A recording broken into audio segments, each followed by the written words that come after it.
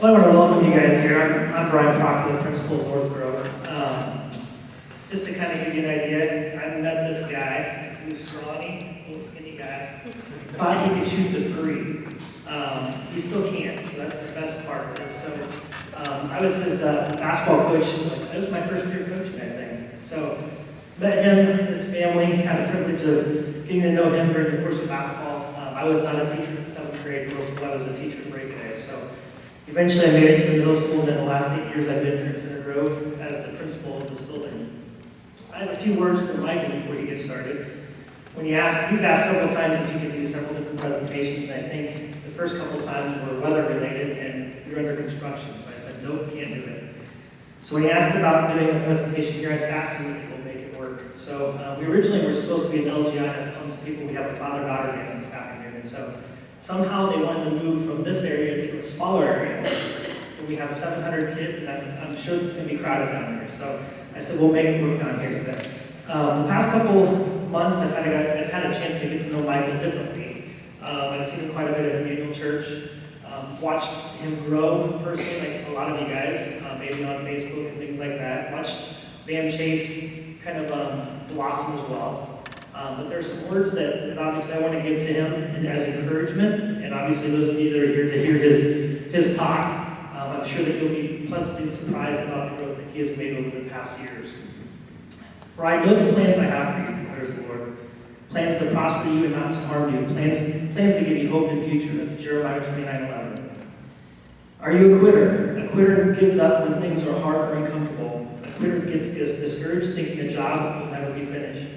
Instead of quitting, God wants you to persevere. Persevering means to keep going through a hard time without giving up. The Bible tells about a man named Nehemiah.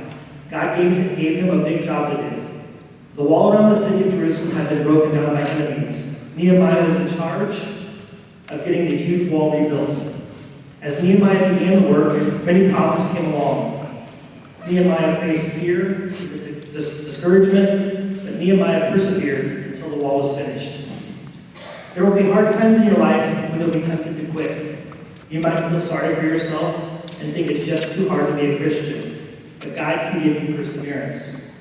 God has wonderful plans for you. He just wants you to trust Him as He works them out in your life. Don't get discouraged. Don't be a quitter. Keep on keeping on. God says, let us not become weary in doing good, for at the proper time we'll reap a harvest. Be rewarded if we do not give up. Forgiving others can be hard, but the Lord Jesus said that God will forgive you only as you are willing to forgive others. You may not be able to forget the hurt, but you can choose to forgive the one who has hurt you. Are you keeping angry feelings inside towards someone? We live in a world where, according to Jesus, we surely have trouble. Some trials and tribulations simply come from living in this fallen world and are those which are common to man. Some trouble is the unique variety that afflicts a child of God living in an unbelievable world. Some of our trials are internal. In Hebrews 6:9, hope is called an anchor for the soul. That is a tremendous image. The picture of an anchor giving security and stability to a ship in the midst of a storm. That is what hope does for us and more. We can remain steadfast, trusting God through present difficulties and pains because we know the outcome. Only with a secure hope, rooted in faithfulness of God, we will be able to weather the storms of life. It is our total confidence that Christ will complete the work He began in us, and that enables us to persevere over a lifetime. Without hope, people give up. God blesses those who patiently endure testing and temptation after they will receive the crown of life that God has promised to those who love Him. One of the things that we all hate most is when things don't go right. When we suffer for no good reason, and when life costs us more than we'd anticipated. I want to clear it with you that God does not send the strife we endure. It's the result of sin affected in the fallen world. The good news is God can use it for good. He works all things for good for those that love Him. The first step is getting your affections right. Love God and fix your eyes on Him, and not the circumstances you face. Choose to look at the Creator, who is in all and through all, and has the power to change your situation in the moment. Don't ever underestimate the power of perseverance. The woman with the issue of blood in Mark 5:25 suffered for 12 years, but in her perseverance was healed in an instant. If she'd given up, she wouldn't have went to the grave with her issue, but instead, she was blessed because of her faith, which led to her persistent spirit. Today, I'm sure many of you are facing trials and challenges, like you. Financially, emotionally, mentally, physically, and even spiritually. My encouragement to you today is to don't give up. There's a saying that goes, a quitter never wins. If you give up, you miss the opportunity for God to do what He does best. Whatever you face today, be encouraged that God will work it for all good. There's gold in perseverance. Don't stop digging. I love you guys, and know that you're going to see a breakthrough happen. Michael Clark.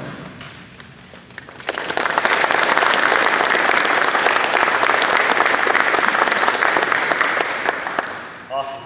Guys, first off, just want to say I really appreciate you coming out. Over the last probably about a year, I've been going to the Greenwood City Courthouse, and I've been speaking to people who are DUIs, habitual offenders, people who reckless drive, go to jail for doing a number of things behind the wheel, whatever the case may be. They are sentenced to go to this In Memory of You thing at the courthouse, where they watch a video that was made of me 10 years ago about my best friend that was killed in a car accident.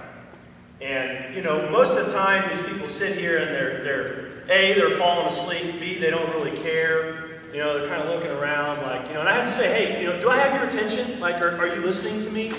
I mean, because I'm in here for free, talking to you about one of the most traumatic experiences in my life. So I'm excited today because I think most of you in here probably won't fall asleep and you'll probably be listening. And I don't think any of you are drunk, so hopefully not. Not yet, yeah. So, you know, most times when you go to a seminar, or when you go places, or when you talk to people who are good at what they do, or they've become successful, or they've been somewhere in their life that it was hard for them to get there, they're going to look at you and they're going to go, well, you need to do this, and you need to do that. I want you to do this. And if you don't do those things, then you're not going to become successful. And that's not why I'm here today. I'm here today to trip on cords. I'm here today to change the way you think about things in your life. Whether you want to be in the job you're in, live the life you want to live. If you're successful in your brain, that's great. If you're successful in your world, that's awesome. If you're not, what I want to do is just change the way you think just a little bit. Okay? Because from where I was 10 years ago, from where I am now, is remarkable in my book. Okay? You can do things differently. You can change the way you look at things, and it's the littlest things that can change your entire life. I'm telling you. It's the littlest things. Here's a couple of things I want you to know. Ben Franklin. Obviously, we all know who Ben Franklin is, right? One of his sayings were, if you do tomorrow what you did today, you will get tomorrow what you got today. Right? So, it's Monday, right? Or let's say it's Sunday night. 7 o'clock, you got your dinner done, take a shower, your alarm's set for 6 in the morning, wake up, get ready for work.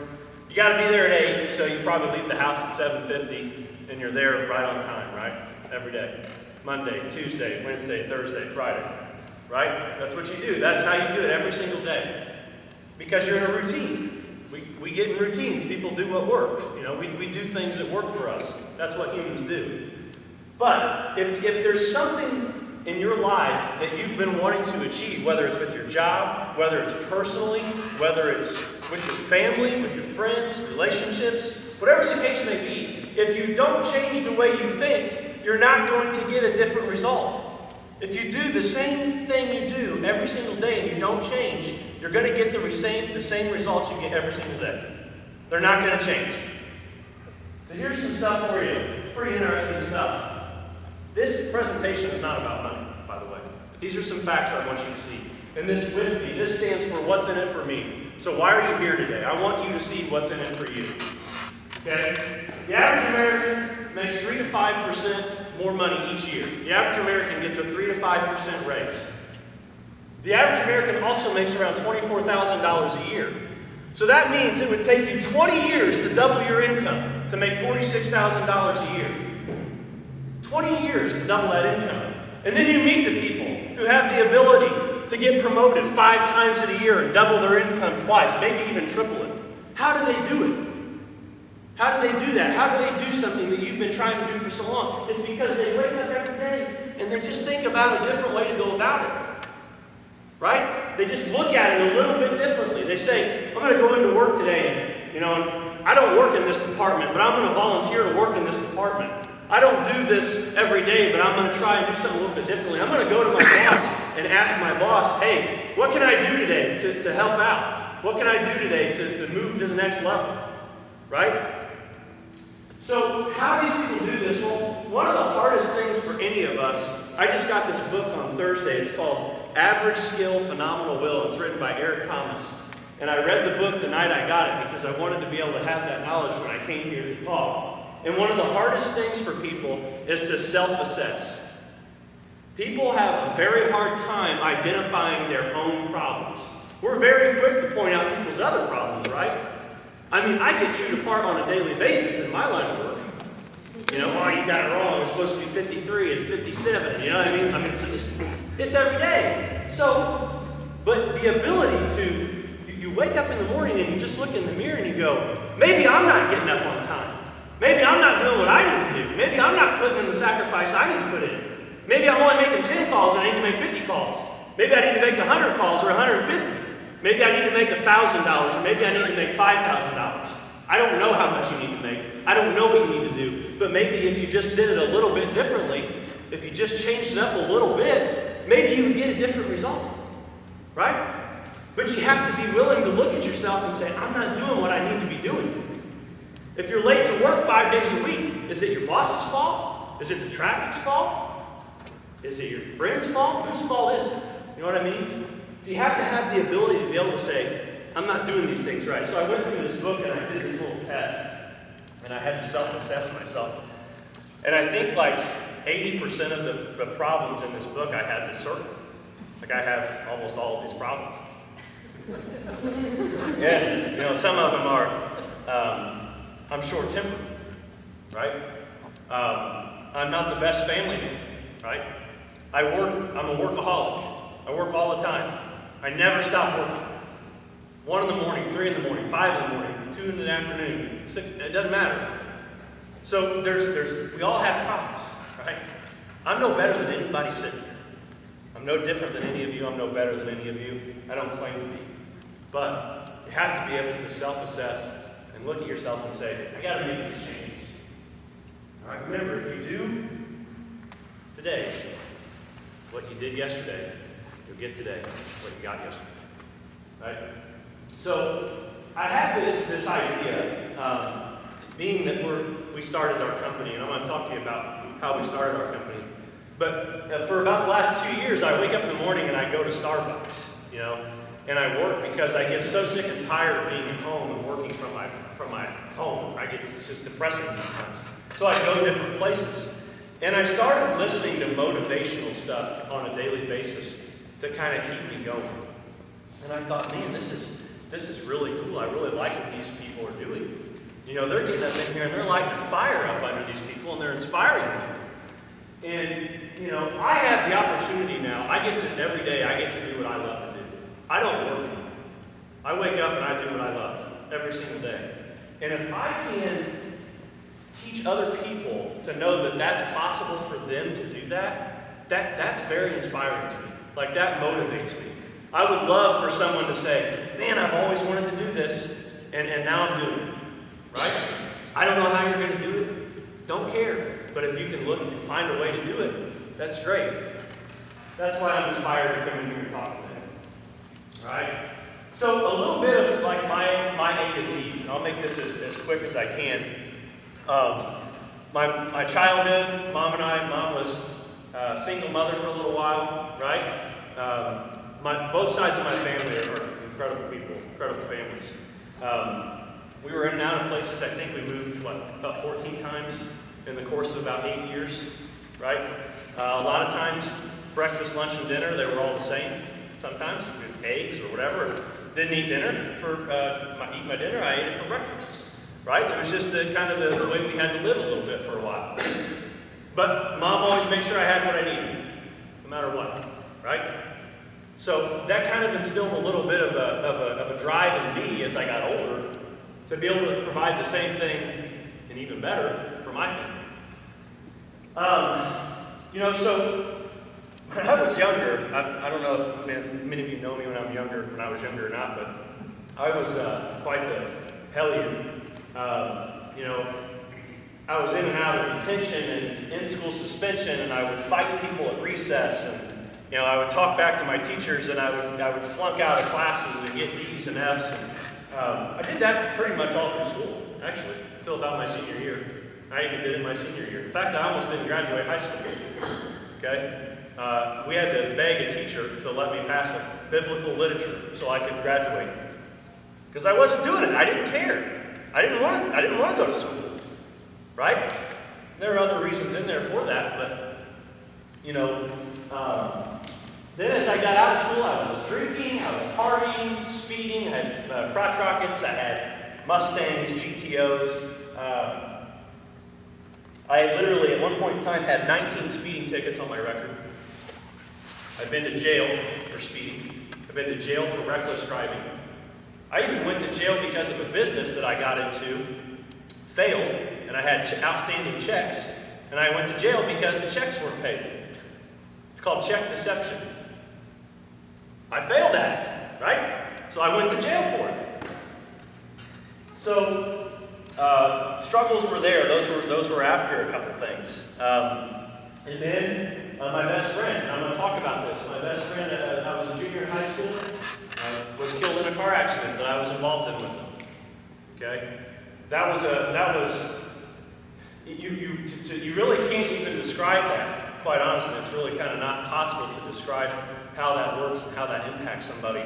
And not only you, but everyone around you. It's kind of like everybody involved is like completely a changed individual.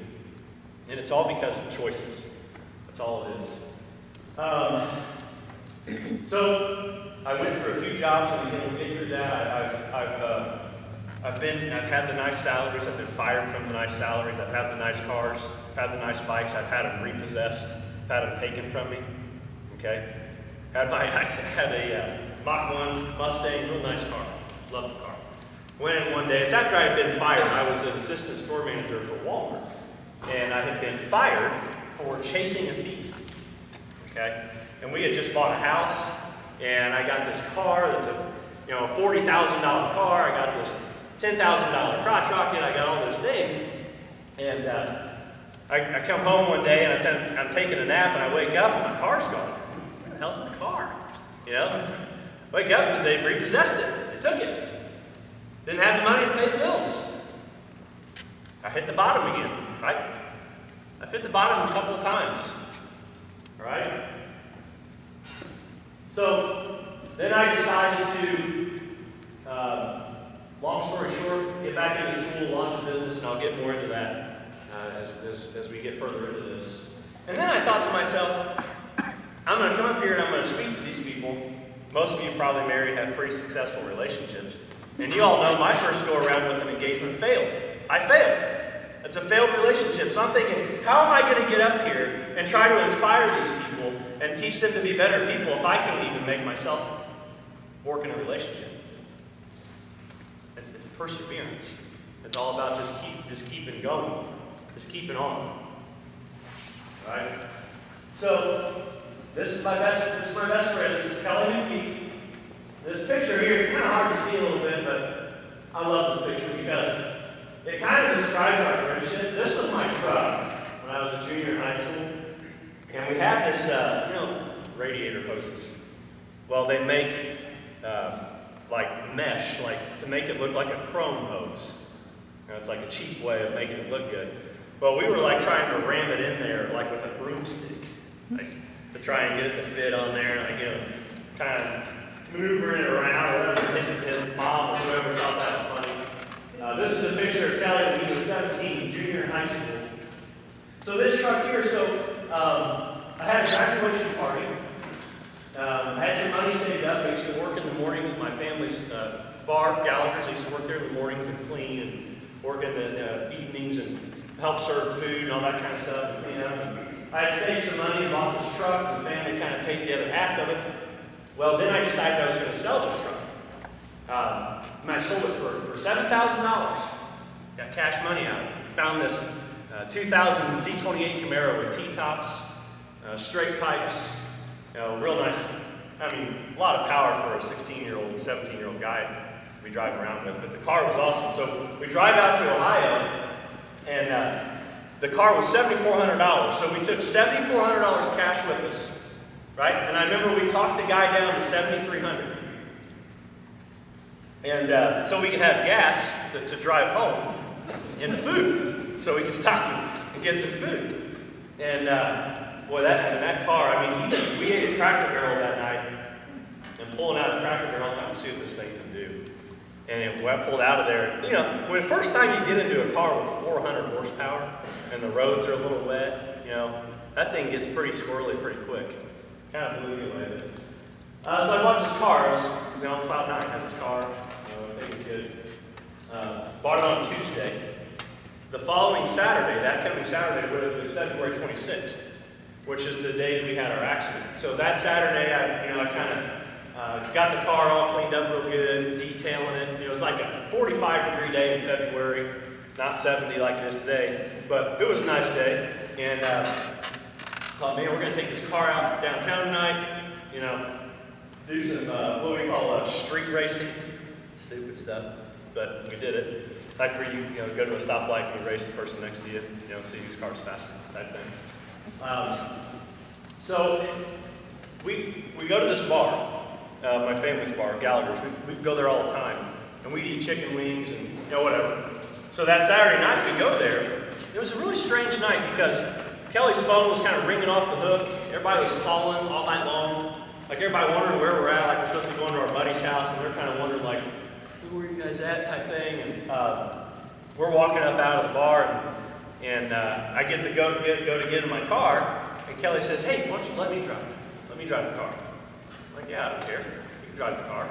Toss him the keys, and we head on our way. Well, as we, if you all are familiar with Sheep Road, where it tees on Worsville by the intermediate school, we took a right there, and then we took a left down. It's actually called Emerson Avenue, which no one believes me, but it actually really is Emerson on that road going through there. I had to fight with the 911 lady that night, like, I'm on Emerson. She's like, no, you're not. Like, whatever.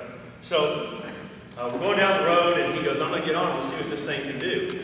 And I go, let this car pass. You see coming, let that car pass, and then get on, see what this thing can do. So we get on it, man, and before you know it, we're doing 70, 80 miles an hour. Well, it's a 6-speed, right? So we go from first to second to third. Well, the third to fourth throw ended up being the third to second throw. Okay? And when that happens, you top out the car, the wheels spin, and you lose control. So we lost control, doing about 79 miles per hour. That was the estimated speed from the forensics investigation of the crash. Spun one way, spun the other way, and then he overcorrected, and that took us into a kind of a sprawl out. We were traveling south, ended up facing north. The vehicle hit a phone pole, doing about 79 miles per hour. From the second that the tires broke loose to the impact was 1.9 seconds.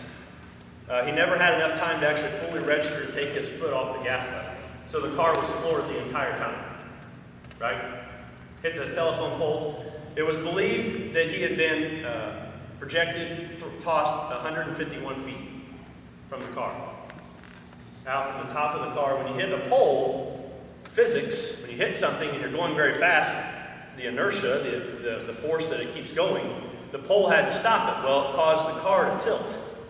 And when it tilted up, it acted like a rocket, shot him out, shot him over, 151 feet from the car.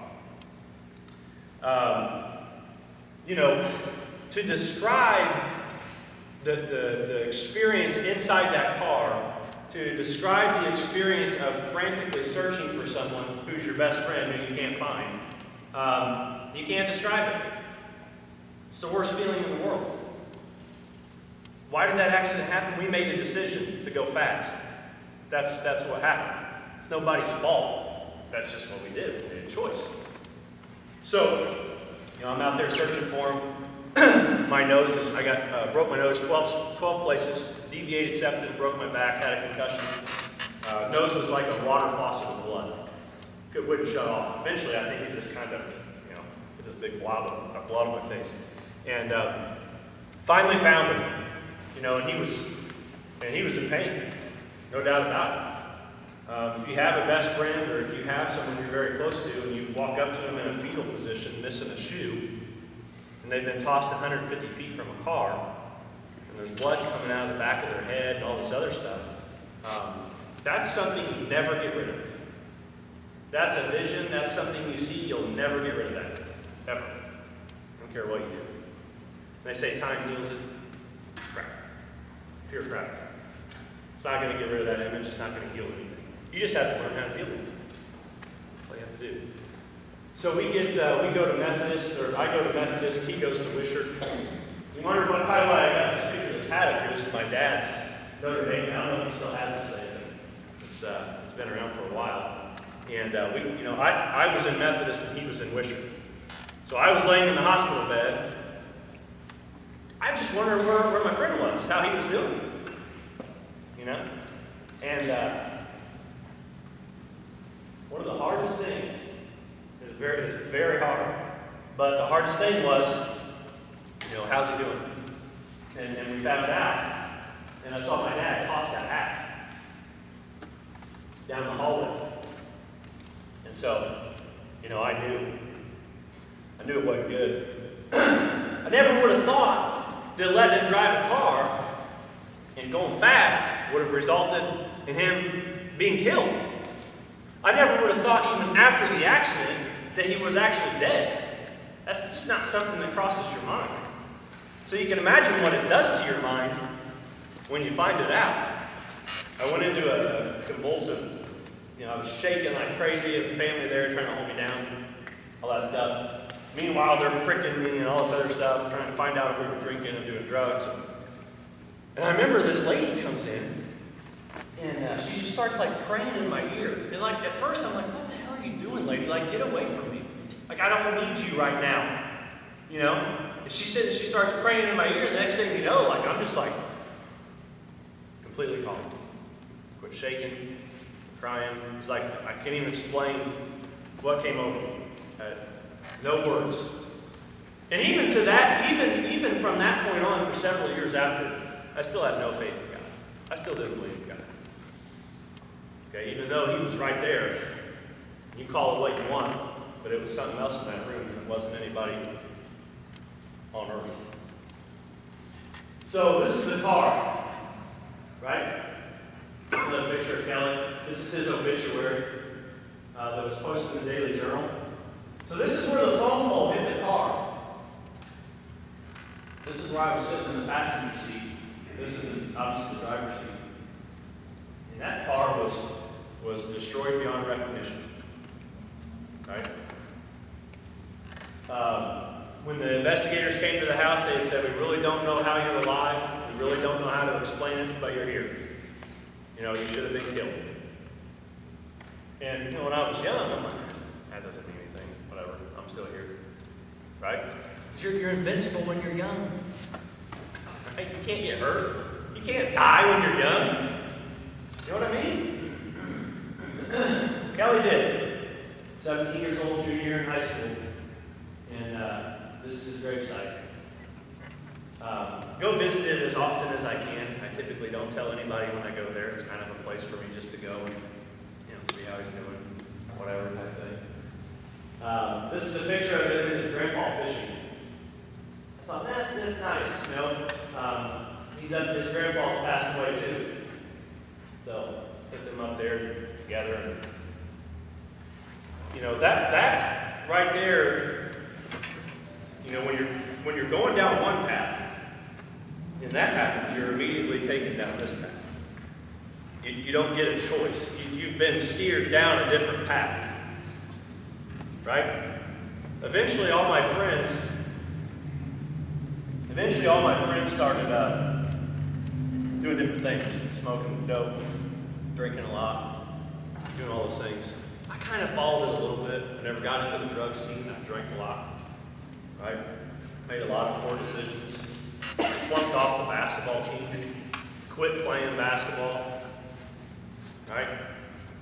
I ate, I breathed it, and I cracked at basketball for a long time. Okay? That's all I did. I was in the gym before people got there, and I was in the gym after people left. And I quit. I just quit playing. Right? It messed with me a lot. So I was faced with that diversity, with that challenge, if you will. And it took a long time for me to kind of like wake up and decide to do something, to make some changes, to do something a little bit differently, right? So I'm going to get into this. I'm going to get into this is just a quick case study, right, of some things. This is in the book I read the other night. And these are people who their life sucked before they got there. Their lives just sucked. They had just the worst life. I mean, it was like, it never ended. Like Oprah Winfrey, like she was a slave, right? And then she was molested, and then she was raped several times, and then she was mocked and made fun of for her ideas to be on television. And now she's the richest woman in the world. She's single-handedly the most successful woman on the planet. Right? Einstein, he didn't have a GED. He dropped out of high school. People thought he was literally stupid. That's what they thought of Einstein. Later, he became like a physics professor in Germany. Obviously, we know everything else that he ended up doing. Jim Carrey lived in a literally like a cardboard enclosure because his dad, Jim Carrey's dad, was a comedian. But he was too afraid to chase his dream and try and become a comedian, so he became an accountant. Well, he became an accountant, and then he failed at that job. So not only did he fail at something he didn't love doing, he failed for his family too. So the story to that is if you're going to fail in life, you might as well try and do something you love. At least you can fail at that. Right? Ray Charles, Whoopi Goldberg. Whoopi Goldberg is extremely dyslexic. And now she has a PhD in English literature. J.J. Watt. You know J.J. Watt was slated for the draft pick. He didn't even get 2 stars out of 5. Like, he was not supposed to be that great. And he made a bet with his friends. He said, I'm going to go in one season, and I'm going to give it literally everything I have. I'm going to exhaust myself until I literally can't even see straight. I'm going to work my tail off, and then at the end of the season, we're going to sit on my porch and be drinking beer, and we're going to laugh about what just happened. And look at J.J. Watt now. Guy is he's a freaking beast, right? He was an underdog. He was way underestimated. Kobe Bryant. You know, Kobe Bryant was the youngest player ever to go to the NBA, 18 years old. You know, when he went to the NBA told him, you're going to go play for the Charlotte Hornets. Kobe Bryant said, no, I'm not. I'm not playing for the Charlotte Hornets. What kind of person who's 18 years old going to the NBA has the audacity to tell someone, I'm not playing for you? Right? Like if someone invited me to the NBA, I'd be like, yeah, I'll play wherever you want me to play. I don't care what team it is. Kobe Bryant says, Charlotte Hornets, they don't have my value system. They don't have what I want. They're not willing to spend money to become champions. They're not willing to hire who they need to hire. They're not willing to spend the money they need to spend. When I envision my dream as a basketball player, I see gold. I see the Los Angeles Lakers. Kobe Bryant went and played for the Los Angeles Lakers. Right? He knew what he wanted. He had a vision. So in this book, Average Skill, Phenomenal Will, these are just kind of some bullet points. And it's just great stuff. This is from Eric Thomas. And I get to go drive to St. Louis tomorrow to see him speak. I got a VIP session. I'm completely stoked about it. I can't wait to meet him and go listen to him. He's a motivational speaker. He's a book writer. He went from literally being homeless, living in Detroit on the streets. Now he has a PhD, and he's literally probably the #1 motivational speaker in the world. Right? So, one thing that really stood out to me was number 1 and number 5, number 2 and number 5. But the people who you believe are supposed to support you aren't always the people God plans to use for you. Right? Like you think that you have these friends and these people in your life who are gonna support you and stand up for you and have your back. And really, sometimes it's not those people. You have to be, kind of have to take your blinders off and look to see where it's coming from. That's my point, right? The other one, worry less about the problems associated with the thought and concentrate on your source of inspiration. What inspires you? What's your goals? What's your dreams? What wakes you up in the morning? Do you have kids? Do you have a dream? What do you have? And focus on that. Number 3 is pretty good too, because your thoughts can literally destroy your entire life. They can destroy your day, your family, your company, everything. Your negative thinking is very toxic, right? And you have control over that. Like, you can change that thinking. Okay? This verse stood out to me, in regards to Kelly and the situations, whether you're up here in life or you're down here or you're in the middle or wherever you're at. The Lord giveth and the Lord taketh away. He'll give you something, but He'll take it too. And you gotta be ready for that. Right? Whether you're religious or not, I don't care. You gotta be ready for it. Right? We have to believe in the dark what our Creator told us in the light. So if you're like rock bottom, you can't take any more, you've lost your job, you've lost your everything, you don't have any money, you're failing at everything that you do, and you're just man, I just don't know if I can even continue to go on. Well, that's when you're in the dark. You got to believe what God told you in the light applies to you while you're in the dark. You're not always going to be in that situation that you're in. That situation is going to change. Right? So, as we get into kind of the background of BAM and what I wanted to do and what Brian and Amanda wanted to do and talk about that, the story of it is really kind of insane when you really think about it. And what blows my mind is, Les Brown said this, and this is I love this saying. Why is it that people prefer known hells to unknown heavens? So if something you're doing, you don't like to do it, and you're in hell while you're doing it, why don't you try something different? Maybe you should start a company doing something else. I don't know. Maybe you sell freaking shoestrings. I don't know what you do.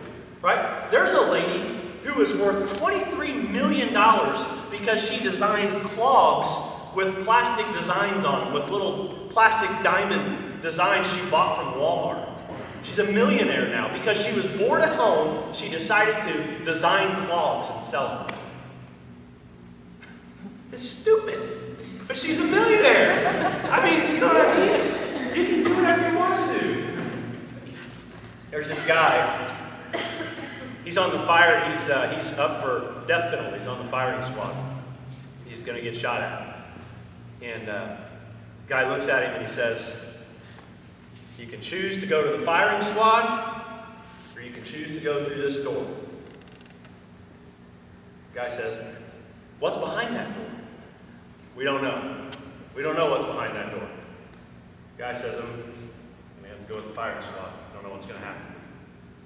Goes to the firing squad after the guy's gunned down and shot. One of the members of the firing squad goes up and he says, "What's behind that door?" "Freedom." Walk behind that door, he's going to walk away free. Why do we prefer known hells to unknown heavens? I have no idea, but everybody does. We all do. So, we get into, I'm kind of progressing here through my life. Hopefully you're following me. And I freaking hate 9-to-5 work. I hate it. And that's just me personally. Some people may like it. I don't know. But I worked at Lowe's. I worked at Walmart. I worked for Lucas Oil. I worked at AT&T, and I worked at LA Fitness, and I worked at my family's place, Gallagher's. All right? And as I started at Gallagher's. I sold some Lucas Oil stuff, and then I went to Walmart. I started at Walmart as a tire and lube express technician. Went and did a store remodel with Jamie right here, who came today. Did a store remodel, and then I got promoted to a salary manager. And I learned a lot from Walmart. I learned a lot of what not to do, and I learned a lot of what to do. And then I lost my job there. And then I worked at AT&T and LA Fitness kind of in between. And I remember at AT&T, I was working there, and there was a snowstorm going on. And I'm like, I am just pissed that I'm here. I cannot be here. It's snowing out. And I was on the computer, you know, like customers were walking in, and I'm like checking the weather, and I'm not even helping the customers. And you know, the boss is like, you can't do that. You gotta help the customers, type thing. Whatever. So then I got a job at Lowe's. So then I got a job at Lowe's. It was right around the time I got a job at Lowe's. See, Brian and Amanda and myself, we met because we wanted to chase storms. Amanda sent me a message on Facebook and said, Brian's got this truck and this camera, and he wants to see a tornado, and we want to go, and we want you to come with us, and whatever. So I came to their house, and like first time I met their house, and like he's showing me all this stuff. I'm like, what is this guy? What's he got all this stuff? Like cameras, and you know, he had the whole get up. And we went to Illinois, and we saw a tornado, right? And it went from there. But while working at Lowe's, for the majority of my time there, I worked in appliance delivery. And so I would be on the truck. I had a lot of freedom on the truck, and I had my cell phone. And so I would literally just look at the weather, forecast the weather, all day long while delivering appliances. All day. That's what I did. And then eventually, like, I'd go home, you know, since we started chasing tornadoes, we started this Facebook page. I remember our first, like, 100 likes. We were like, wow, 100 people like our page. And, you know, so I started posting, like, little weather updates to this Facebook page. And I'm like, well, this is kind of neat. You know, I really, really love the people I work with, but I really hate my job. Like, I'm sorry, I just don't like it. I'm not doing what I want to do. You know? So we started talking, like we'd go to Applebee's a lot. And Brian and Amanda started saying, why don't you go back to school? You know, we'll help you financially. We'll do what we need to do for you to go back to school. I'm like, I don't know, guys. I hate school. Hated school so much. And then so I finally went back to school. And for meteorology, I'd always wanted to do it. And Mississippi State, actually, is where I went. And the reason I think I finally made the decision to go from Lowe's to Mississippi State, and I love Steve Jobs, the guy's a freaking genius, but I got tired of what I was doing. I just was tired of it. I got so sick and tired of it. My body hurt, you know, I was missing out on weather and all this stuff, and it was driving me nuts. And Steve Jobs says, your time is limited, so don't waste it by living someone else's life. And he calls it dogma, which is basically doing something for someone else, living someone else's dream. You're going to work for them, right? Again, this is me. This is just my story.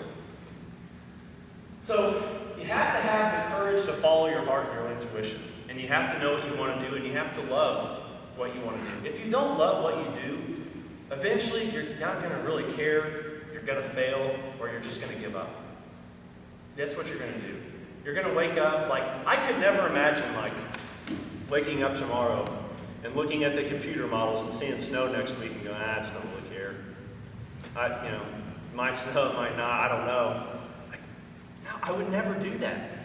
I would be like, oh man, okay, I'm going to bed at 1 o'clock, I'm getting up at 4 o'clock, 5 o'clock, 6 o'clock. I'll go back to sleep in between and keep checking these things.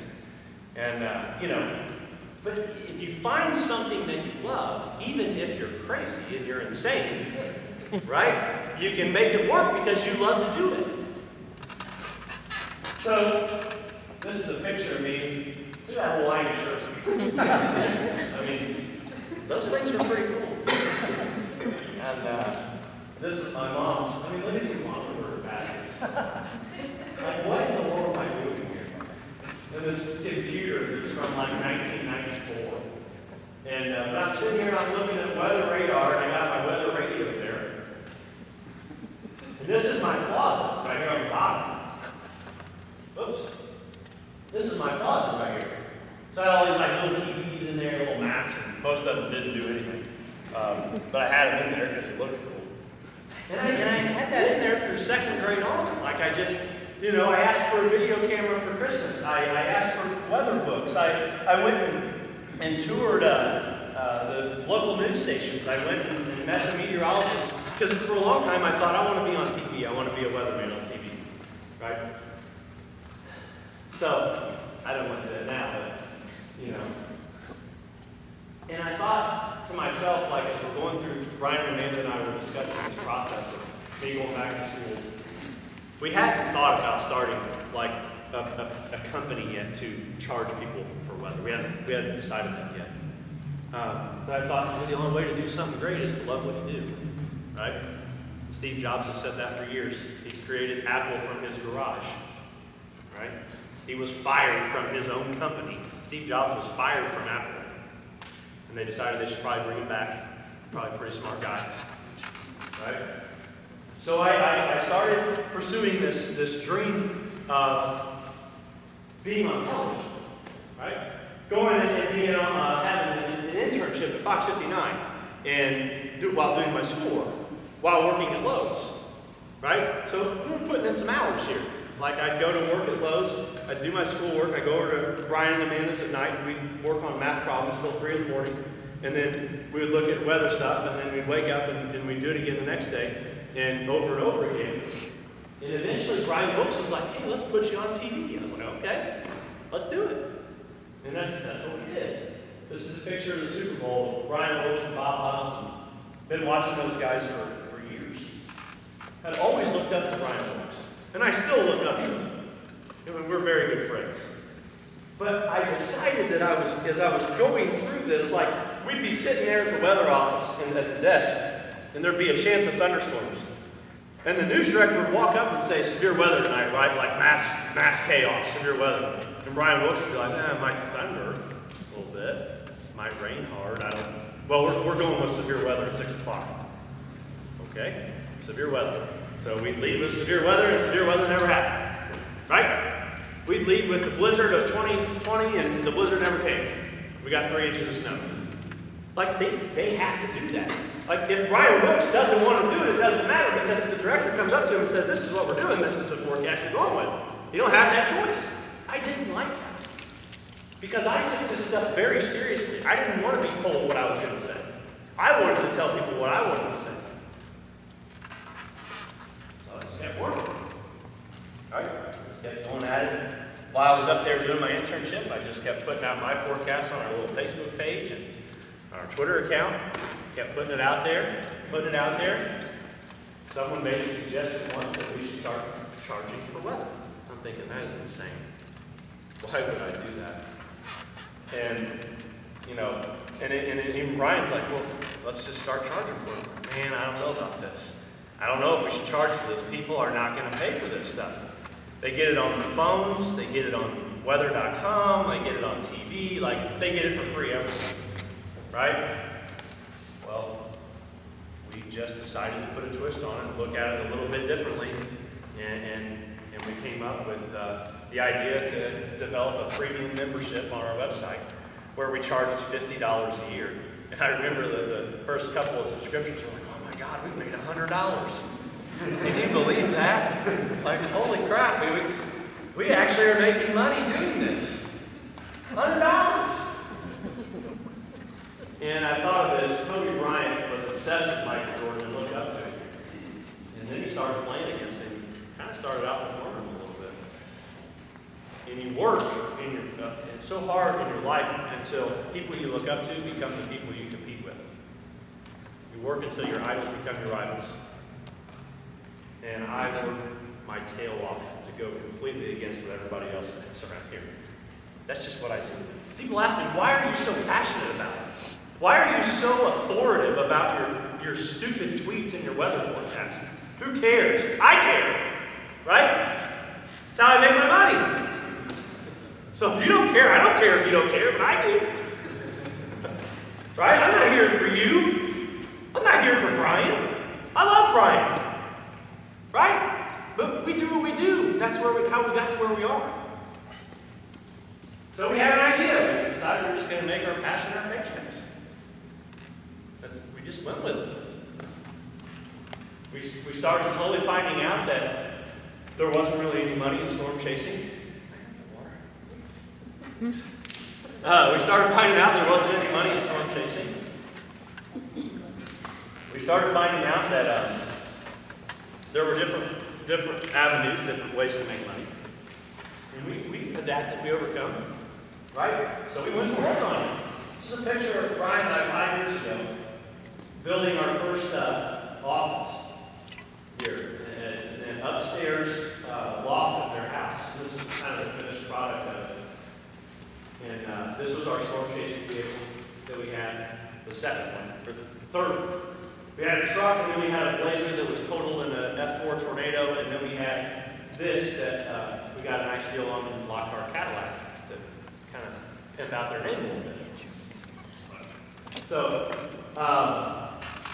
we started working on this thing, and one thing led to another, and we kept noticing that the demand was growing ever so slightly. People were really like, wow, you can actually get the weather right. Like, wow, you can actually do it. Like, the weatherman can actually be right more than 50% of the time. Maybe not 90% of the time. Maybe 85 or something, right? So we launched this thing. And I remember I was sitting upstairs, and I was working it. I had gone full-time from Lowe's. And the decision to do that, I remember I was working up there in their office. I thought, we can't, if we continue to ignore it, we're going to miss out on the opportunity. Eric Thomas always says, take advantage of the opportunity in the lifetime of the opportunity. Right? So if the opportunity passes you by and you didn't take advantage of it, you no longer have that opportunity. I didn't know that at the time, but luckily we jumped on it, we reacted to it, and I told them, I said, let's do this full time. And they said, okay, don't worry about it. If you don't have money, we got money. If you don't have money to eat, we got money to eat. Right? So that was nice. Not everybody's going to do that for you. Okay? So luckily, there was a couple times we dove into that, for gas and whatnot. Remember my first big sale was Indy Honda. They're still clients to this day. Sold Indy Honda, and that was like, it just took off from there. From this office, right here on the bottom left. Come in at 5 in the morning, do radio, work in the morning, go do lunch, get a workout in, come back, do some more work, leave 8 o'clock, 9 o'clock at night, just continue to do it over and over and over and over again, Monday through Sunday, right? The hardest part of it was being able to take that first step and just, that was the hardest part. Like just to do it. Like to leave my benefits from Lowe's. To leave some kind of 401k, some kind of health insurance, some kind of paid vacation, a guaranteed paycheck. Like I left that and I knew I didn't have any of those things. So if I didn't perform, I didn't make money. Period. There was no like automatic cash flow of money coming in. Like there's no like, Michael, you're definitely, you're going to get paid every week, you're going to be good. There was none of that. Right? None of it. So, we go to this. So, you're telling me that you actually want to charge for the weather. You actually are going to develop a company, you're going to charge for the weather and all this stuff. And Christy said this to me the other day, and I love this. Because I can just remember people saying, like, what are you doing? Like, really? Someone once asked and says, why do you always insist on taking the hard road? My entire life I've taken the hard road. I have learned everything the hard way. Everything. I have never learned anything easily. I've always just learned it the hard way. I don't know why. Probably because of the choices that I made, right? But is there another option? For me, there wasn't. Like, Mom kept saying, why do you do this? I don't know. It's just what I do. You know what I mean? Just keep doing it. I don't know. So, when we came to starting this company, and when it came to developing the idea, and this just doesn't apply to our company, this applies to everything in life, but when you change the way you look at things, the things that you look at change. When you change the way you look at this bottle of water, let's pretend like there's half a bottle of water left. right? Some of you are going to go, that bottle of water's half empty. You need to fill it up. Some of you are going to say it's half full, right? Think back in high school, when you wanted to take your car out and take a drive, and you had like 3 miles till E, okay? Like you had no gas. And your mom or your dad or somebody gives you $5 and you get gas, and you're like, we have a lot of gas. Like, we just got $5 and we got gas and we're good to go. Like now, like if I put $5 in my truck, it's like, it's kind of funny because it doesn't even take the gas light off, you know?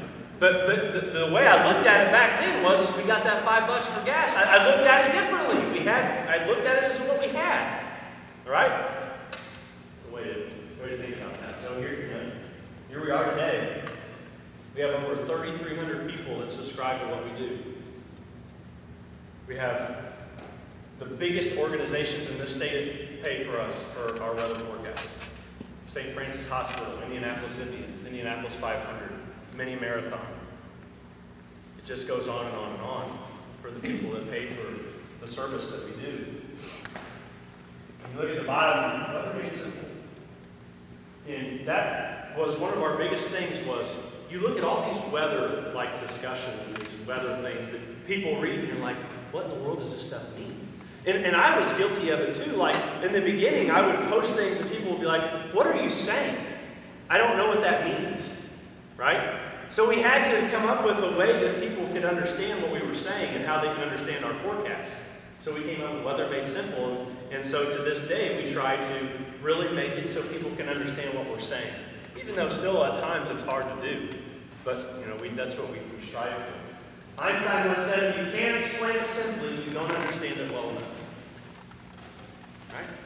So if I can't simply tell you it's going to be sunny and 70 today, we're breaking an 81-year-old record from 1931 or whatever of 67 degrees, right? I shouldn't be doing that. This is the greatest story of all time. The Chinese bamboo tree. The Chinese bamboo tree. The Chinese bamboo tree is the most difficult seed or nut in the world to grow and craft. There's no other seed as hard to grow as this one.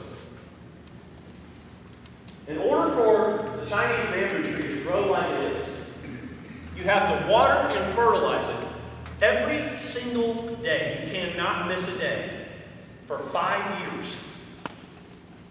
Okay? It's a very, very precise science to the Chinese on how to grow a Chinese bamboo tree. You have to water and fertilize it every 5 years, or every day for 5 years.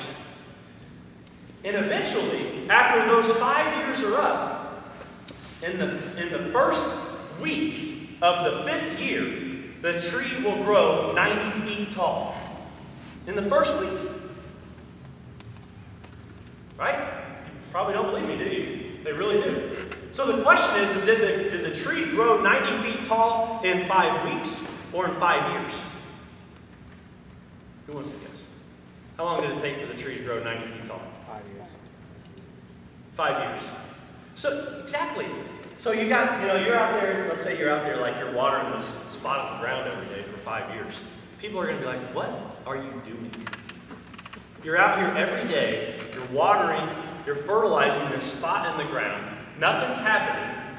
Like, are you insane? Like, quit watering the ground. Nothing's coming. Right? And that's kind of, you apply that concept to like your business, your life. Like, you have to constantly put in the effort, and then eventually the results just start coming. Like, I just can't explain it. But eventually it just blows up, like the Chinese bamboo tree does. And then all those people that are like, wow, he actually had a method to his madness. He actually knew what he was doing. Just was waiting for it to explode. Pretty cool. So, when it comes to quitting, when I wrote this, I thought to myself, I have quit in my life a couple of times. I quit playing basketball. I quit in several relationships. And I thought to myself, I worked so hard to to get to where I was playing basketball, I'm not like an all-star, and I'm not like anything great, but I worked hard at it for a long time. And, I quit at it. And that I live with that all the time. Like, I love basketball. I love it. And I quit playing. And I told myself, when we went into this, that I will not quit this. That if I have to end up homeless and on the street, and whatever the case may be, I'm not quitting. You're not going to get me to quit. It's not happening. People keep going. Successful people, when you look at any kind of situation in their life, they keep going when they don't have anything left. When they find energy they didn't think they had. When they spend every last dime into their company that they never thought they would spend. When they continue and they're just like, yeah, I just can't. Every door's closing. Everything's not working out for me. Nothing's going right for me. All of a sudden, like, I can't explain it, but eventually something happens, like a door opens. It's just how it goes. Like, if you continue to put in the work and the effort, if you continue to water the tree and fertilize it, like, eventually something's going to happen. You're going to get results out of it. I can't explain how it works. But one day we weren't doing that much business, and the next day we were doing a lot, right? Like, we went from $50 to $1,000 to $5,000 to $10,000 to $100,000. It just kept going. But it's because we put in the work every single day. When you have nothing left, that's when it's showtime, guys. That's when you just have to keep going. There was a game Michael Jordan played when he had the flu. He had the flu and shot 6 for 6 3-pointers. He just shot the lights out that night. And, he went into that game with the flu. Like, he didn't have it in him, but he kept going, and he produced the results. All right? So, the reason why people quit, guys, is because they don't have pride in what they do. That's it. Like, you don't have a driving force for what it is that you're doing. Like, you keep doing something and you get tired of it and you're saying because you're a normal person, you just quit because you're tired of it and it's not working. So you just give up. Right? Because you don't love what it is that you're doing. You don't have a driving force for why it is that you do what you do. So you just stop doing it. If everything you do in your life is just about you and you're only doing it for yourself, at a certain point in your life, you're going to hit something that's a lot tougher than you and you're going to quit. Life's going to hit back and it's going to hit harder than you hit. Every time. Unless you're doing something that you love to do and you have a passion to do, you're not going to be able to hit back hard enough and you're going to fail. Every time. I love this at the bottom. At a certain point in your life, it can't just be about you. I have a family now. I have a daughter. I have another kid on the way. Like, it's not about me anymore. Right? I got people that depend on me. I have employees now. I have people that their paychecks depend on my performance. So when I finish, at the end of the day, people are relying on me. I have to bring my A game every single day. Like, I can't just come into work and say, I don't want to do it today. We can't just say we're going to wake up today and not do it. Then our people don't get paychecks, then the family doesn't eat, and bills don't get paid. That's how it goes. We just hired a new guy, Jonathan. He's sitting in the back. He's a meteorologist from Ball State. Jonathan was working in Napa, delivering auto parts for $8 an hour with a degree in meteorology. Spent a lot of money to get his degree. The guy is absolutely, unbelievably passionate about what he does. Told me last night we were at godsend. He didn't know what he was going to do. Thought, I don't know what's going to, I don't know. Like, I'm doing it, putting in the work. I got my website. He has a website, put blogs out. But he didn't quit.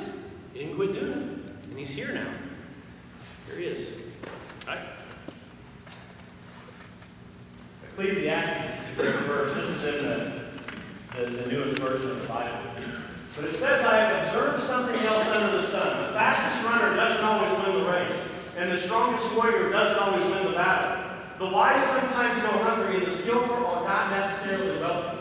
And those who are educated don't always lead successful lives. It's all decided by chance, by being in the right place at the right time. And that's what I talk about, taking advantage of an opportunity in the lifetime of an opportunity. If you let the opportunity go, you can't take advantage of it. It's gone.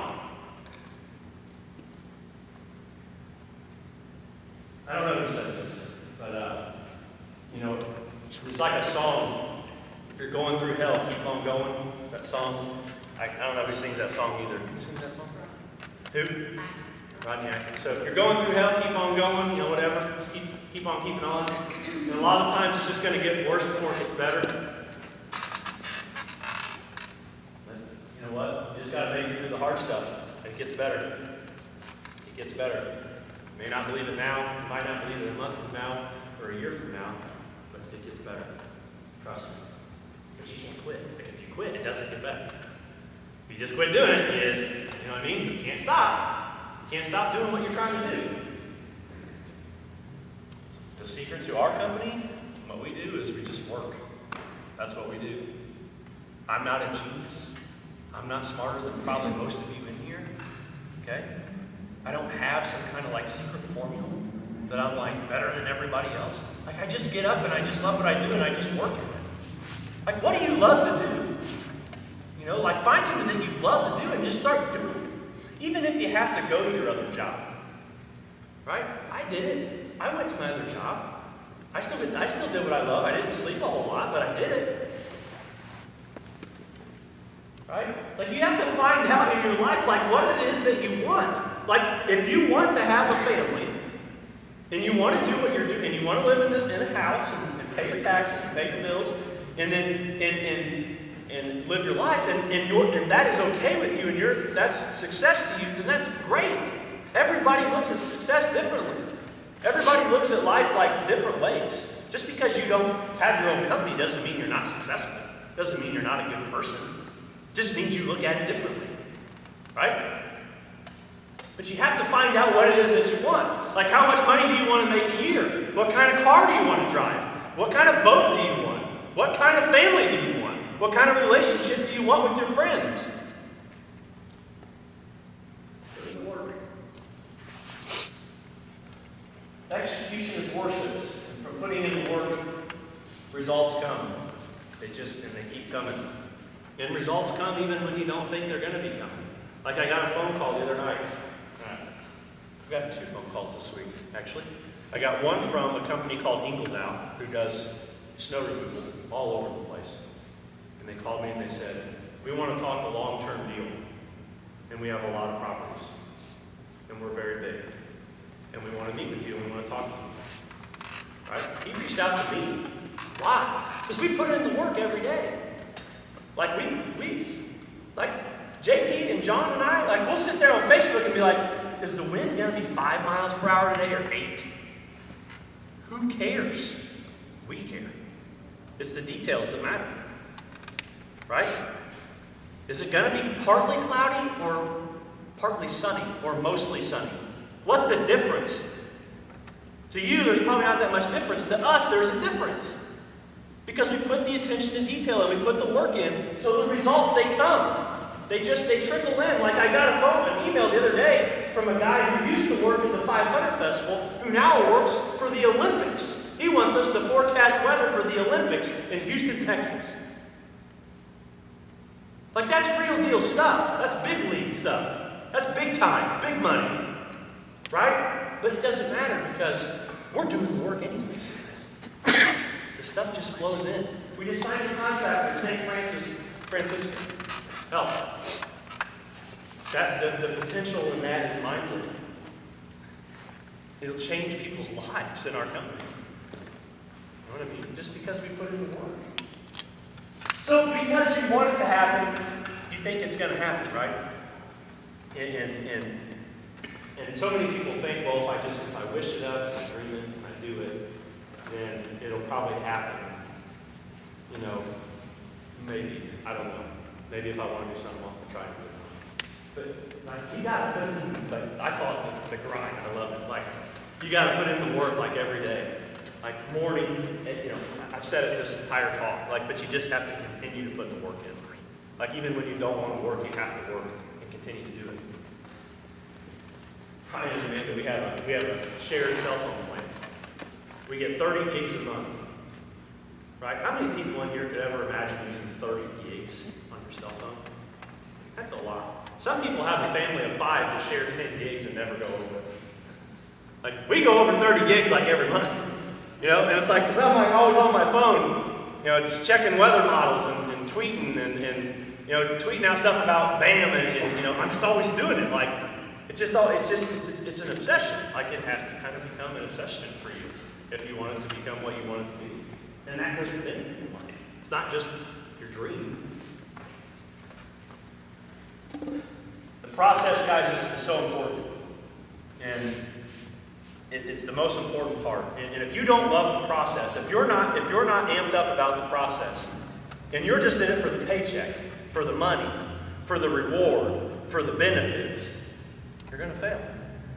All right? You have to love the process. Eric Thomas says, look at a lion and how it hunts a gazelle. Right? The lion hunts a gazelle for hours at a time. Like, it loves the process of hunting the gazelle. Like, it just can't wait to get it. And then once it gets it, you know, he loves it, he eats it. Right? You know a lion sleeps 20 hours a day? Imagine if the lion was awake for 24 hours a day. We'd have like no animals left on the planet, by the way. All right? They're crazy, right?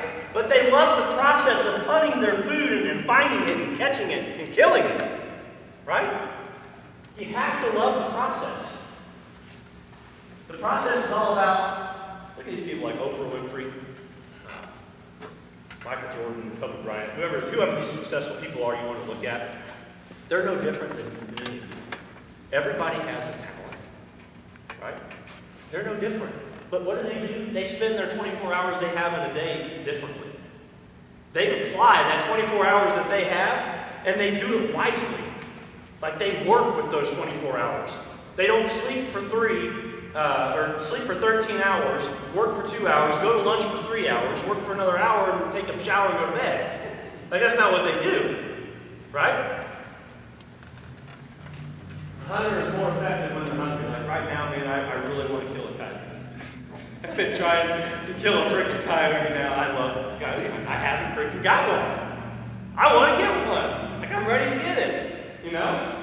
And when I get it, I probably won't be as hungry as I am after I get it. Probably like, oh, that was fun, but you know, think about this. Josh, how old are you? How long did it take you to turn 20?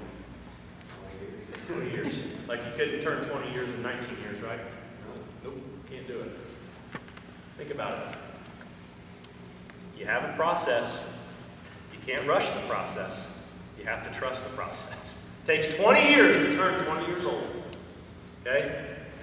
You can't just say, I'm going to start a business, I'm going to invest the money, and then I'm going to be a millionaire. I'm going to do this, I'm going to do that, and then I'm going to have a family, and I'm going to have 3 kids and a house on the hills and a nice car in 5 years. And my kids are going to be out of high school. Did you miss like the 20 years in between that it takes to do that stuff? Right? Last one of this, because I've talked about the other ones, being able to pass up good to get to great. I've had several very good opportunities. Personally, I've had opportunities to be on air at Fox 59, like come and work for us, come and work for Channel 4. You know, those are great opportunities. Those are great gigs to have, but I don't want them. Like, I want to pass those up so I can get to something better. Like, don't be afraid. If you see something that's good, don't be afraid to pass it up so you can get to something great. Right?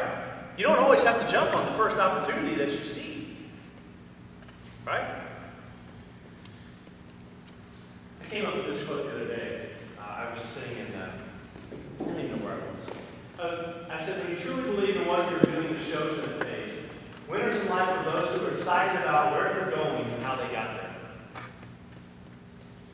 And you think about like all the trials and tribulations along the way, and the things that could have made you go in other directions.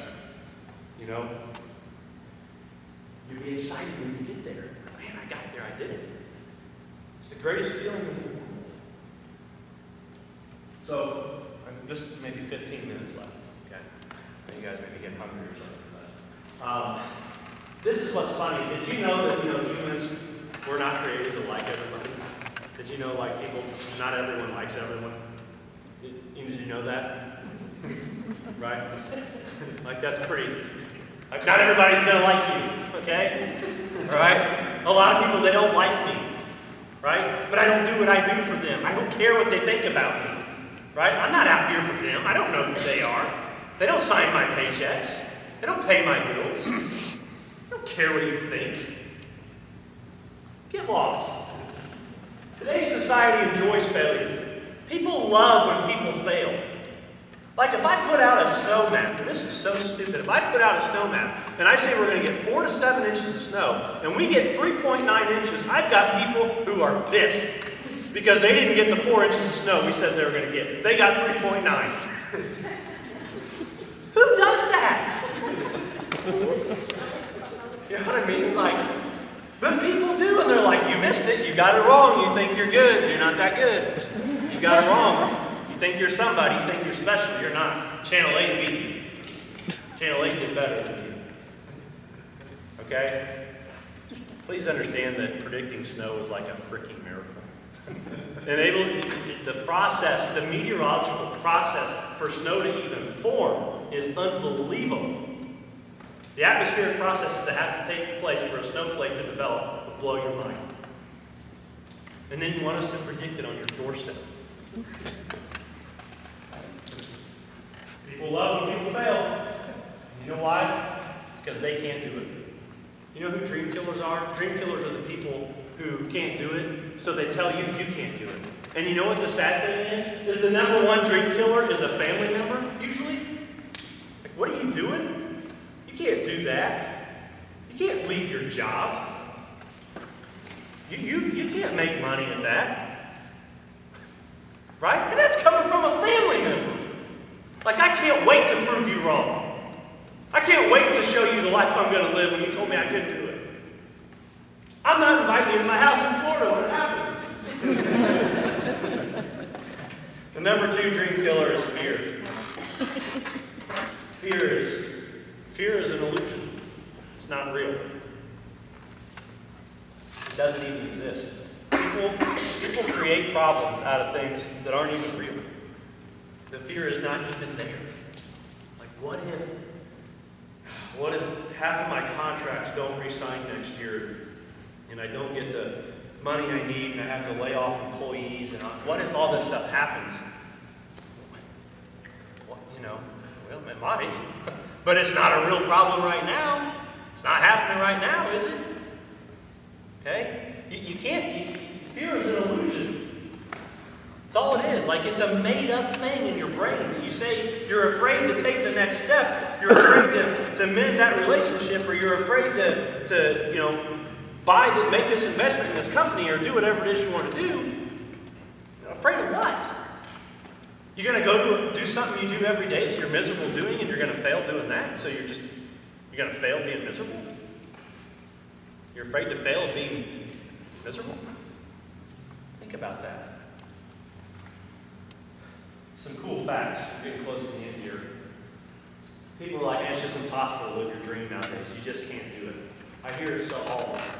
Starbucks, I hear it all the time. Like, geez, please be quiet. And we get these, look up some facts. And until April of 1954, the common belief was that man could not run a mile in 4 minutes.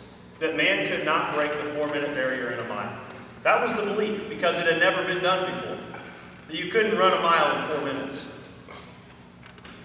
In April of 1954, a guy came along named Roger Bannister. He ran a mile in 4 minutes.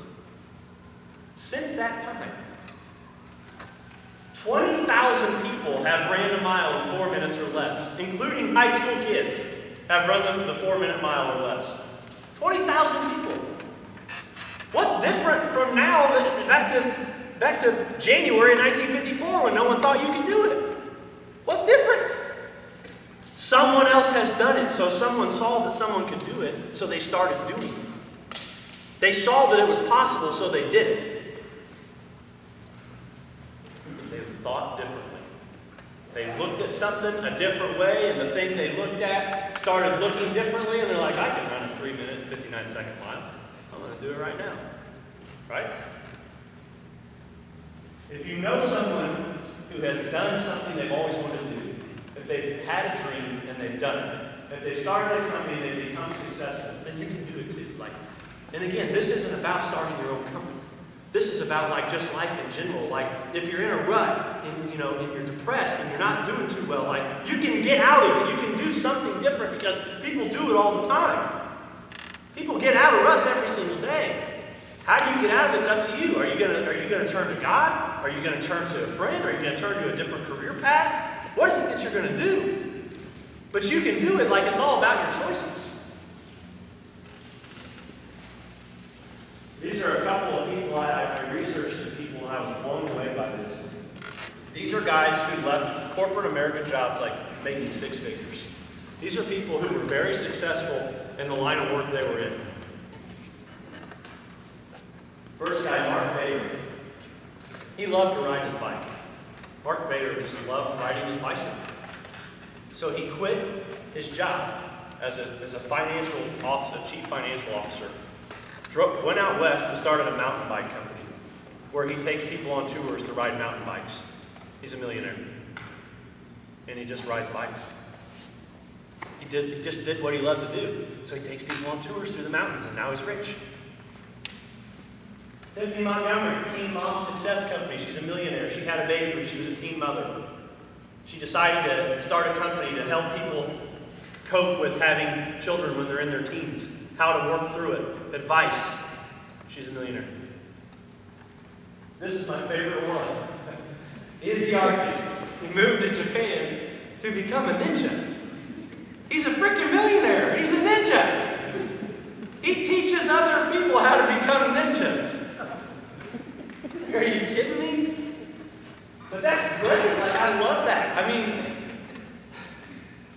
there really are ninjas. I just didn't know.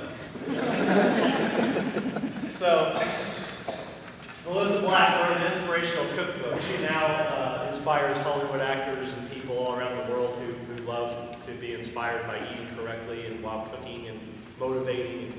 She's a millionaire. Benjamin Jinks, this one's just dumb, but Benjamin Jinks, he became a professional hitchhiker. He hitchhiked 250,000 miles in 1 year. And as he did it, he motivated people. He wrote about it. He blogged about it. People were inspired by what he was doing. He's a millionaire now because he wanted to be a hitchhiker. He just wanted to walk down the road. John Paul DeJoria, I love this one. Paul Mitchell Hair Products. Started Paul Mitchell with $700 out of his garage. Right? The only thing different from these people and other people is they have a ridiculous, sickening work habit. And they just work every single day until you can't do it anymore. They just continue to do it. They're no different than us. I guarantee if you really wanted to hitchhike and you can make money, I bet you could find a way to do it. If you took your dog's crap and you put it in a bag and you said, this is organic dog crap, and it would grow plants. If you use it, people online would buy it. I know they would. They believe anything they hear, this is fancy dog crap. We're going to buy this. We can grow plants with it. But my point is, I'm just trying to get you to see it differently. That's all I'm trying to do. I'm just trying to get you to see it from a different point of view. Case study on millionaires, real quick. They all wake up around 4 in the morning. All of them. They all wake up early. And it's no different from the guys who are waking up at 8 or 8:30. And the only difference is they got a 4 or 5 hour head start on the day. They already got the stuff they need to get done in the morning. They've already got the workout in. They've already got the emails read or whatever it is they need to do. So now they can focus on other things. Right? They read every day. They step outside their comfort zone every day. You know how hard it is to do something you're not comfortable with? Do you know how nervous I was to get up here in front of people and try to inspire them? Do you know how hard that is to do? People don't want to listen to how you inspire other people. They just don't. But you have to step outside and you have to take that step. I get 2 hours of peace every week, and I suck at this one. Because I never get any peace. Not because of anyone else's fault. Because of my own doing. This one is so good. Work while working out. I do that all the time. And at first I thought, maybe I should just quit working while I'm working out for a second so I can just like work out. But actually, when you're working out, you're relieving a lot of stress. You're releasing a lot of endorphins. And your mindset is different. You can make decisions, better decisions, actually, while you're working out when it comes to work-related stuff. Who would have thought that? Never stop learning. The other day, I was in Starbucks, and I was right in the middle of putting out a forecast, and I thought, I love John Taffer, the Bar Rescue guy. I love that guy. You guys ever watch Bar Rescue? The guy's a mad scientist. He's great. And he's a master manipulator. And I thought I was going to watch a video on him, and I watched this 1-hour video that he interviewed with the employees from Google. And the things that guy thinks about, like 90% of the average person when they walk into a shopping mall make a right-hand turn. Right? Why? So I want to figure out how I can make people make a left-hand turn. Right? Let's take an item on our menu, and it's an item that we've had forever, but we put a little box around it and put a star on it. Sales go up 20% every time. We didn't change the recipe. We didn't do anything differently. People just see this little box and like, oh, cool, that's the box. So they order more of it. Those are the kinds of things this guy does. It's incredible. If you ever want to look at John Taffer, he's a genius. Stay motivated, do a good deed every day. That's something I've really started to try and do more often. I've always had such a hard time doing good deeds because used to be I would do stuff for people and I would be like, why did I used to do that for them? I didn't get anything out of that. I just wasted my time. Here lately, I've been helping floors, my buddy's house, water heater, my mom's house, and donating money here, donating money there, giving to the church, doing things. It comes back around, I'm telling you. I got a phone call from the Olympics this week. You can call that what you want. Sounds good to me. The guy who started Honda, Sorocho Honda, he interviewed for a job at Toyota and got declined.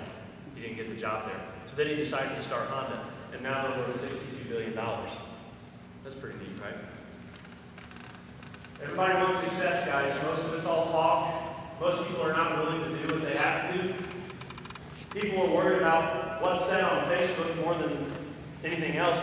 Some people know people better on Facebook than they know their own selves. They're you know what I mean? I'm stalking right now. I'm looking at this person. Right? I do it. I'm not saying I don't do it. But we know other people on social media that we don't even know better than we know what we're capable of doing with our time. Right? I said this at the beginning, but everybody's afraid of what everyone else thinks. You have to get over that. Who cares? They have nothing to do with your personal life. They have nothing to do with the decisions that you make and the results that come out from those decisions. You're very close to the end. A real man or woman, no matter who you are, you're putting in the work when nobody's watching you. You're not putting in work to be fancy and look cool, you're working when you don't need to work. You're working when no one else is looking, and you're just always putting in the work. And that, again, this is not work for your job. This is work for your family, or your relationships, or your friendships, or whatever the case may be. Success can become damaging to you. People, we're almost done, guys, we're almost done. People, they get success, and they start making a lot of money, and they start getting these big paychecks, these six-figure paychecks, and they're like, I'm here now. Here I am, I'm getting paid. I'm done. So you become complacent, and you become lazy, and you stop, and then the next thing you know, the paychecks, they're not coming in anymore, and you're not making the money because your success has damaged you. You have all the stuff we just talked about, you went out and you did it, and then you got lazy, and then you lost it again. You know what the worst thing in the world is? And I have been through this. The worst thing in the world is to make $50,000 a year and then lose your job, and you're used to making that money every 2 weeks, and then you don't have that money. You have to go from where you were back to somewhere you didn't want to be again. That's tough. That's hard to do. Right? So if you get to a point, don't lose it. Rocky Balboa. This is nearly the end here. I love Rocky Balboa. He had a quote in his latest movie where he was not Creed, but the one before it. And he's talking to his son. His son's like this corporate guy, and he's like, his son thinks he's got it all figured out and this stuff and the other. And he tells his son, he says, listen, the world is not all sunshine and rainbows. Like, the world is a very mean and nasty place. And it will beat you to your knees, and it will keep you there permanently if you let it. You or me or nobody else that we know is going to hit harder than life. But life is not about how hard you can hit. It's about how hard you can get hit and keep moving forward. It's about how much you can take and keep moving forward. It's not about how hard you can hit somebody. It's not about how good you are at something. It's about how well you can take something from somebody. Someone knocks you down, how well you get back up. That's what it's about. Some of the best fighters, you can hit them all you want. They don't go down. The other person gets tired. Like Floyd Mayweather, 49-0. Nobody likes Floyd Mayweather. Some people like. But he's undefeated. Right? He's got this method where he just makes you mad. And you miss him and you hit him and it doesn't faze him, and he just taps you with these little punches. And next thing you know, like it's 15 rounds later, and he just outscored you. He didn't beat you, he just outscored you because he could take the hits and he was smarter than you. Remember, guys, if you do tomorrow what you did today, you will get tomorrow what you got today. And that's with anything in life. That's with anything. Right? Anything that you do, like you can't expect a different result if you don't put in a different form of effort. It won't happen. It's impossible. Still have one last slide. One left. But in my opinion, we live. Brian and Amanda and I. Brian almost. He's still working a little bit at his other job. Very close.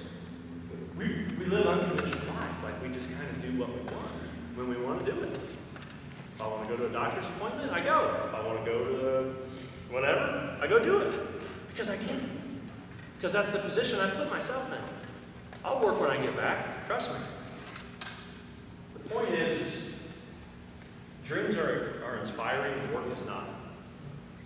If you continue to go to work and do something every day that you don't want to do in any aspect of life, that's not inspiring. People don't like that. It gets old, you get tired, you get frustrated, you run out of energy, you stop putting in effort. Next thing you know, here comes your review. You performed averagely, you got a 3% raise. Good job, right?